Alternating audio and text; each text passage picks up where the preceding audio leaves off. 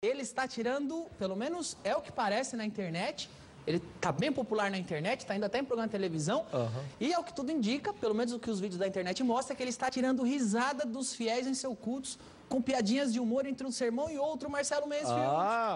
Pastor Cláudio Duarte.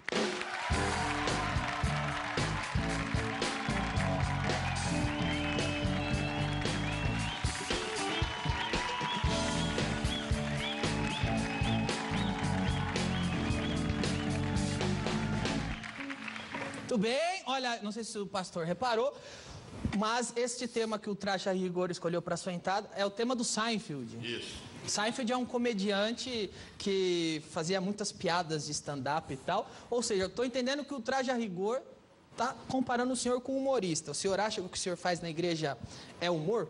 O senhor é o pastor do stand-up ou não? Eu não diria o pastor do stand-up, não. Mas eu sempre admirei diversos humoristas, sempre gostei. Sou uma pessoa bem-humorada, então achei que o humor também caberia numa ministração, numa palestra, num sermão. E ele atrai mais fiel? Não vou dizer que atrai mais fiel, não. Mas deixa mais preso ao que você está dizendo? Com certeza atrai atenção. Atrai atenção. Atrai atenção, com certeza.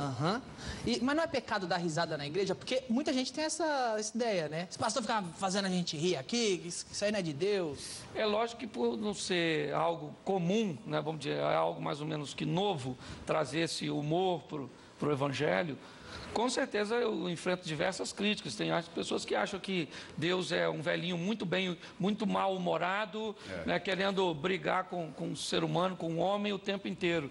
E o que a Bíblia diz... Não tem humor lá, né? Que a coisa é meio chata. Exatamente, passa a ideia. Na realidade, as pessoas têm uma ideia de que se você for bem-humorado, você não é sério. E na realidade uma coisa não tem nada a ver com a outra. Você pode ser extremamente sério e muito bem-humorado. E pode ser extremamente bem-humorado também. Você pode ser extremamente bem-humorado e extremamente sem graça, como é o caso do Mansfield, não é isso?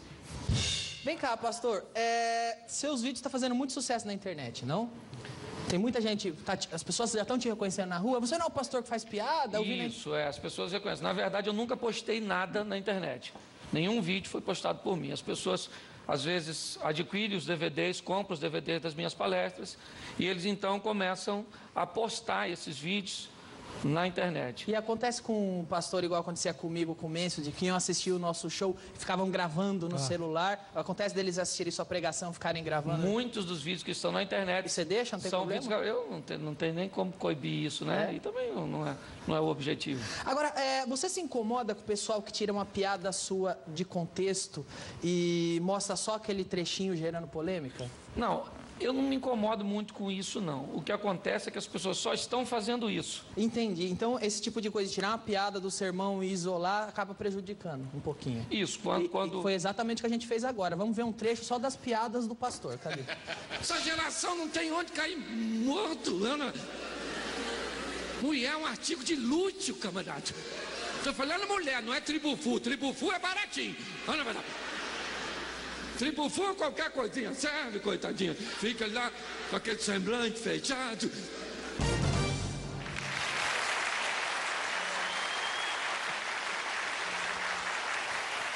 Eu acredito que isso chama um pouco a atenção, porque a Bíblia não é um livro muito engraçado. Quer dizer, no começo, até que tudo começa bem, mas no final, parece que tem um apocalipse acontecendo.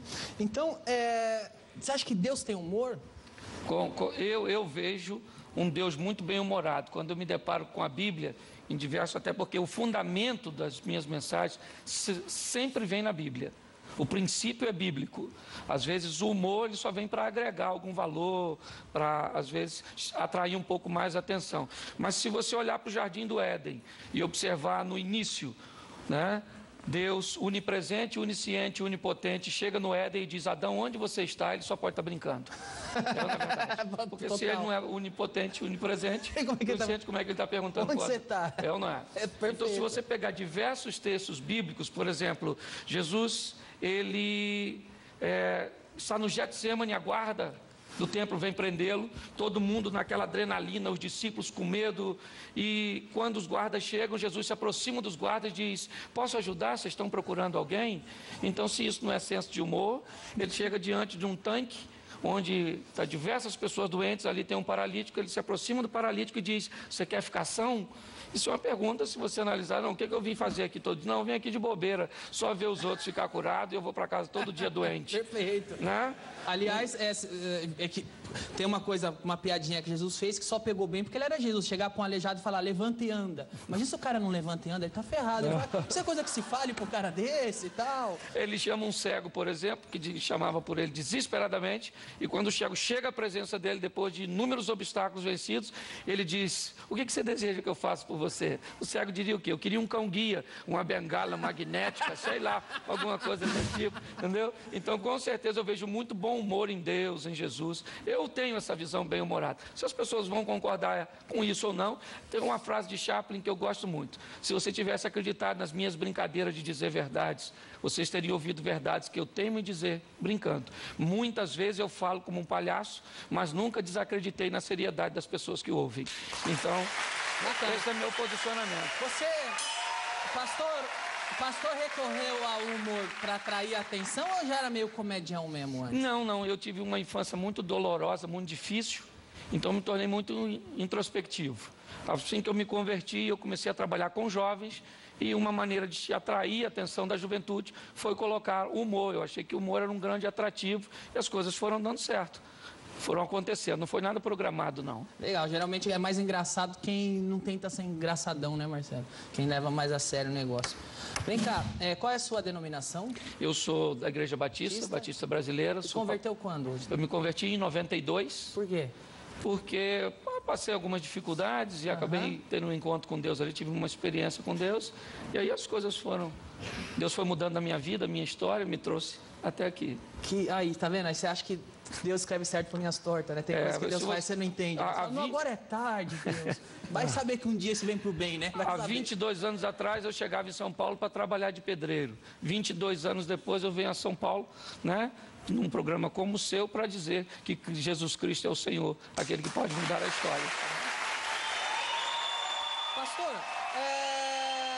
os vídeos da internet, eles sempre estão relacionados a marido e mulher, até mesmo a sexo, a vida sexual do casal. É o seu tema onde você é especialista? Não, na verdade, como eu te disse, eu comecei trabalhando com jovem e aconteceu de precisar ministrar uma palestra num evento para casais e não tinha ninguém, me colocaram. E aí a palestra ficou atraente, porque eu comecei a trabalhar com humor e eu busquei voltar para o relacionamento conjugal. As pessoas me chamam de pastor de família, mas na verdade eu gosto desse relacionamento conjugal, essa dinâmica de viver a dois, cabeça de homem, cabeça de mulher, como funciona. Eu sou extremamente contra divórcio, meu pai casou diversas vezes. Mas você conseguiu? Você entende como funciona a cabeça da mulher? Olha, eu tenho estudado aí durante 18 anos. Já chegou a alguma conclusão? Ainda não. Não? Não. Ainda não? Você consegue tatear no escuro e dar alguma dica? Quando, por exemplo, a mente feminina, ela é muito profunda. O homem é muito superficial. Né? Você chega, por exemplo, um homem chega em casa e os filhos bagunçaram os brinquedos na sala, ele diz, junta tudo, coloca na caixa. Coloca agora, a criança vai resmungando e coloca. Se é uma mulher, ela chega e diz, você quer acabar comigo? O seu pai não pode pagar uma empregada, olha como é que eu estou destruído, vocês acabaram comigo. E o filho fica olhando sem pensar assim, do que se trata, não sei do que ela está falando. Ela fala durante 20 minutos e ela vai falando, gritando, e no final ela junta os brinquedos e guarda. É verdade.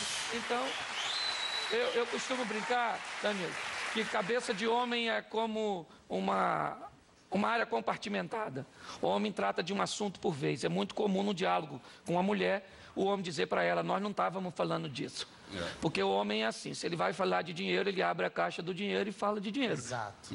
Se a mulher for falar da mãe dela, tem que mudar de caixa, porque ele está na caixa do dinheiro. Exatamente. Então o homem é uma caixa de cada vez. Vamos falar de filho? Vamos, deixa eu fechar a caixa do dinheiro. Fechei a caixa do dinheiro, vamos falar de filho. Agora vamos falar de quê? De esporte, deixa eu fechar a caixa dos filhos. Agora vamos falar da sogra, deixa eu abrir o caixão. Deixa eu procurar essa caixa que eu não sei onde eu coloquei. Né? Mas uma mulher não. A cabeça de mulher é um emaranhado de fio, corrente contínua. O tempo inteiro, mulher fala de tudo ao mesmo tempo. E o homem fica olhando para ela, ela diz, você não vai falar nada. Ele pensa, não sei que caixa você tá. Eu, na verdade, a hora que eu conseguir achar a caixa, eu entro no assunto. E a mulherada da tua igreja, ou que assiste seus cultos, suas palestras, elas não chamam de machista, não? Pastor, você é machista? Não, até porque eu não sou machista, não. Defendo demais as mulheres. Entende? Eu acho que isso não é defeito, é acessório. Eu acho que já veio de fábrica, foi Deus que colocou e eu não estou aí para contradizer. Eu ia falar exatamente isso, porque eu acho que a maneira bem-humorada de tratar desse assunto, que é um assunto que as pessoas ficam meio chateadas de falar de marido e mulher, relacionamento, talvez bem-humorado o pessoal gosta mais. Suaviza. Entenda mais até, né? E suaviza também. Né? Pastor, você disse durante a conversa que começou, não sei se começou ou não, mas que trabalhou muito com os jovens. Isso. Não, agora, o senhor também dá muito conselho para casal, matrimônio, vida sexual. Entra ano, sai ano, os jovens continuam com essa mania de fornicar antes do casamento. Né? Vinha a gente pedir conselho para o senhor. Que conselho o senhor tem para jovem que quer fornicar antes do casamento? Não se deve fazer? É uma questão só de saúde? Qual é a visão do pastor? Vamos lá, o Ministério da Saúde adverte que sexo seguro é com preservativo. A Bíblia adverte que sexo seguro é depois do casamento com uma pessoa só. Não é? Hoje isso, onde as pessoas observam mais o prazer pessoal do que a palavra de Deus, né? As coisas ficaram meio, vamos dizer, misturadas. Hoje, por exemplo, daqui uns dias vai acabar vendo um porte fazendo xixi no cachorro e todo mundo achando perfeitamente natural. Por quê? Porque os valores se inverteram e o errado virou certo. Né? O que eu falo sempre para a juventude é o seguinte, você precisa definir se você é o ambiente ou se você é o camaleão. A vida é assim, se o ambiente faz você ou se você faz o ambiente. Hoje, o ambiente tem feito a juventude. Então, as pessoas acham normal, está todo mundo fazendo, né? Eu vou fazer também, até porque os jovens gostam muito de aceitação, de ser aceito. Todo mundo gosta disso, para se relacionar. Mas a Bíblia diz que sexo é depois do casamento, não dá para negociar isso. Então, fornicação não dá. É só não alimentar. Você não namora no escuro, namora na frente dos outros. Leva seu pai, seu irmão mais novo. Namora na igreja. Não. Só, com licença da palavra, só broxante. Só broxante. Verdade. Isso aí. O David Banner é fácil de conduzir. O difícil é o incrível Hulk, né, irmão? Então não deixe o Banner virar o Hulk e tá tudo certo. Ok, agora, mas como é que se a pessoa não pode ter experiência sexual antes do casamento, pastor? Como que ela vai saber que está casando com a pessoa certa? Porque não corre risco da pessoa casar, os dois casam virgem, e depois do casamento, quando eles transam, eles falam, eu acho que eu não gostei desse seu lado. E aí fica aquele casamento, que é o casamento gospel, que é aquele casamento que casaram virgem só para não receber bronca do pastor. Então, eu não vou pecar com minha namorada, então para não ganhar bronca de ninguém, eu vou casar com ela, mas depois que casa, as coisas não encaixam. Mas não pode ser um prejuízo?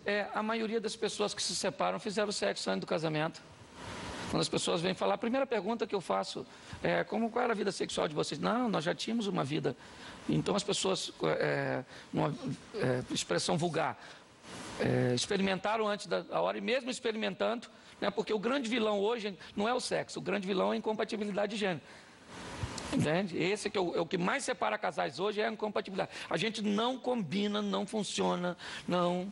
Entende? Mas o sexo é o terceiro. Primeiro vem a incompatibilidade de gênero, depois vem o dinheiro e depois o sexo. Então, quando o assunto é jovem, eu tenho que falar, porque não dá para eu negociar com isso, certo?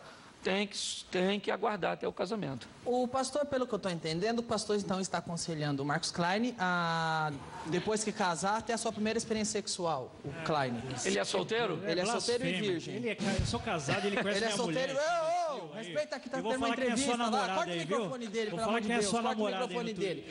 Pastor, eu sei que os jovens querem fornicar de casamento, mas eu tô vendo até que o senhor está com o livro, a gente fala dele já. Eles querem fornicar de casamento, mas o que a Bíblia, quem segue a Bíblia vai tentar fazer é não fazer isso, certo. Não é? E talvez por isso eles achem um ou outro atalho para conseguir uma coisa parecida com sexo, que talvez não seja bem sexo, e é isso que eu vou perguntar para o senhor agora através do nosso joguinho Peca ou Não Peca? Peca ou não peca? Vamos lá, pastor. Eu quero saber se peca ou não peca. Primeira dúvida, a pessoa que antes do casamento canta no karaokê. Ela peca ou não peca? Peca. Peca. Peca. Não pode cantar com o microfone. Não pode. Não pode cantar. Peca. E depois de casado? Eu prefiro não responder. Tá ok. Quem joga um dadinho? Peca ou não peca? Antes do casamento? Antes do casamento. Peca. Peca. Peca. Não pode nem jogar um dadinho antes do casamento. Depende de onde caiu o número, é perigoso demais, então é melhor não brincar com dado. A que distância se deve ficar do abismo? Quanto mais longe, melhor. Quem faz 3-0, peca ou não peca? Peca. Peca, eu até já falei isso, porque ninguém é capaz de fazer isso pensando num pé de couve.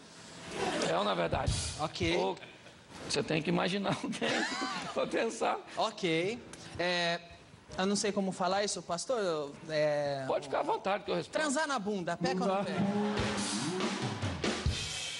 Peca. Peca. Peca. Mesmo casado? Mesmo casado. Ok. O Márcio Ribeiro, um comediante amigo nosso faleceu esse ano, pouco antes de falecer, esteve no programa e ensinou o público do programa a fazer um brinquedinho.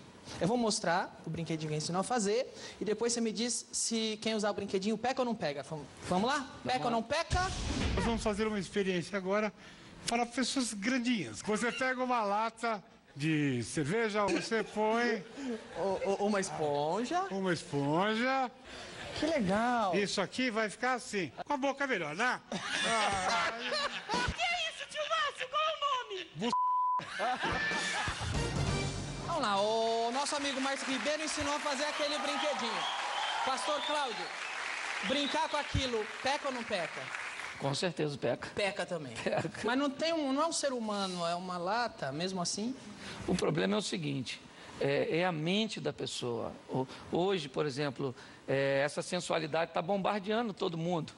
Então está tudo precoce demais. Hoje fica grávida uma adolescente por minuto no Brasil. Grande parte delas, né, são mães solteiras, até porque adolescentes, o garoto que engravidou não tem condições de manter. Então, olha para onde a sociedade está caminhando. Então, o que a gente busca é trazer um equilíbrio sexual. Hoje vai vender sapato para uma mulher pelada, perfume para uma mulher pelada. Você abre uma revista, uma mulher pelada. Você vai ler a Bíblia online, de repente aparece lá a foto de uma mulher pelada. Ainda escrito, clique aqui. Não é verdade? Não eu imagino uma pessoa casada que sai na rua, outdoor, mulher pelada, não? Pega o ônibus, cartaz de mulher pelada, né? Tá no ponto de ônibus, cartaz de mulher, chega em casa, fala agora pra mulher e fala, amor, vou dar um rolê na rua de novo. Você me falou que tem homem fruta, mulher fruta, é homem banana e mulher abacaxi? Foi uma mensagem que eu fiz sobre homem banana, mulher abacaxi. O que seria isso? Foi uma passagem bíblica que eu peguei um homem banana, um homem que a mulher mandava nele, um homem tá igual o mico leão dourado, para ver só em cativeiro. É uma espécie em extinção, daqui um dia vamos chegar aí no museu alguém vai falar aquilo ali é um tiranossauro rex e logo depois vai ter um homem em pé porque está difícil de ver homem, não é? Então eu simplesmente fiz uma analogia dos homens bananas, que não tomam decisões, que não tomam atitude, que deixaram as coisas se inverterem, e mulheres difíceis de descascar, mulheres ruins. A Bíblia diz que tem ocasião que é melhor você morar no deserto do que com determinadas mulheres. Foi uma brincadeira, uma analogia que eu fiz, né, dessas duas frutas com comportamento feminino e masculino. O senhor disse no início da entrevista que acha que a mulher pensa assim porque foi Deus que fez e tal, e que é um acessório. Mas por que hoje o sábio é casar tendo uma certa estabilidade, não é? Certo. E isso às vezes acontece depois dos 20 e tantos anos. Mas então por que o jovem com 18 anos já tem a vontade louca de transar com a... e mas isso é fisiológico, né? Mas não foi Deus que fez também essa vontade da gente? Lógico, mas a vontade é sadia. O problema é o seguinte, é que economicamente, como você falou, o camarada não tem nem como se manter, certo? Uma mulher bonita custa caro. Uma mulher legal, você precisa. Se você vai casar, o relacionamento a 2 já é difícil. Imagine a 10. Você vai casar para morar na casa dos outros. Pensa, vai fazer sexo como? Sai do banheiro igual um bandido. Abre a porta, não pode ter nenhuma sonoplastia no ato sexual. Senão vai acordar os outros. Então, Eu sei do que você está falando, pastor, porque eu cresci num quarto e sala em Santo André. Então, não é só questão de pecado, não. É uma questão de estrutura, realmente. Só que hoje é o que eu estou te dizendo. Hoje uma garota que era para estar brincando de boneca, está com a criança no colo. Isso não é um princípio bíblico apenas, não. Isso é uma questão moral. Uma questão, ele não tem condições, não tem. Tô vendo o livro na mão do pastor, eu falei que ia falar dele. Sexualidade, muito obrigado, sem censura. Sem censura mesmo? Porque eu tô vendo que tudo que eu quis perguntar, o pastor me deixou bem à vontade para perguntar da forma que eu quisesse pro pastor, e o pastor respondeu muito o que acontece claramente. é o seguinte, esse livro saiu há cerca de 1 ano e meio, 2, com o objetivo de trazer uma qualidade de vida sexual melhor pro cristão, certo? Mostrar um pouco para eles o que se pode fazer, o que não pode, o que a Bíblia recomenda, porque algumas pessoas vão para púlpitos para falar de suas preferências sexuais e não para falar o que a Bíblia diz. Hoje tem muita gente decepcionada com o Evangelho, tem muita gente que acabou morrendo na fé. Por quê? Porque se decepcionou com líderes que estavam construindo um reino para si e não trabalhando para o reino de Deus. Então foi Deus que criou. Eu peguei alguns versículos, algumas coisas, algumas pessoas auxiliaram e fizemos esse trabalho que acabou ajudando muita gente. De tudo aquilo que eu falo, com todas as brincadeiras, Danilo, nunca eu encontrei ninguém que disse uma de suas palestras, uma de suas recomendações acabaram com o meu casamento. Tudo que eu ouço o meu casamento mudou, a minha história mudou, a minha vida sexual mudou. Então o objetivo é trazer benefício para o povo. Agora, pastor, tem uma pergunta de sexualidade sem censura aqui para fazer. O que seria o adultério? O adultério seria eu trair minha esposa com outra mulher. Mas se eu sou casado e eu e minha mulher diz, não, você pode, vamos nós dois no swing, os dois, eu dei o consentimento para minha mulher ir no swing comigo, me trair, e ela permitiu que eu traísse ela, e eu permiti que ela me traísse. Ainda assim é adultério isso? O que acontece é o seguinte, a Bíblia diz que a única nudez que eu posso ter acesso é da minha mulher, e não interessa se ela consente ou não, porque ela não tem autoridade máxima sobre mim. A maior autoridade sobre a minha vida é Deus e não minha esposa. Então eu acho que isso é uma coisa que deveria ser conversada previamente. Por isso que eu acho que a coisa mais importante no relacionamento, mais do que o sexo, é o diálogo. O Danilo ficar olhando, por exemplo, a minha revista, acho que não. Olha, não deixe os jovens da sua igreja ver isso, tá, pastor? Isso aqui é horrível, tá bom? Pastor, agora, você tem um conselho para lidar com TPM? Rapaz, TPM é um negócio complicado. Eu daria um versículo bíblico para TPM. Fugir da aparência do mal. A mulher está com TPM, deixa ela quietinha. Na verdade, vai embora, vai dormir, vai jogar tênis, futebol, vai fazer alguma coisa e deixa esse negócio passar, porque como é que vai fazer? Alguns homens acham que isso é besteira, mas alguns deveriam simular um dia uma menstruação. Então, só para entender, só a menstruação em si, pegar um absorvente, colar em si, andar com aquilo de 5 a 7 dias colado. Tá certo. Talvez ele ia entender um pouco, né? Que isso se dá, e ainda se dá o luxo de não poder usar um OB. Pastor, foi muito legal ter o senhor aqui. Muito obrigado por vir. Pastor Cláudio Duarte, foi um prazer recebê-lo. Prazer foi meu. Muito obrigado por vir. Obrigado.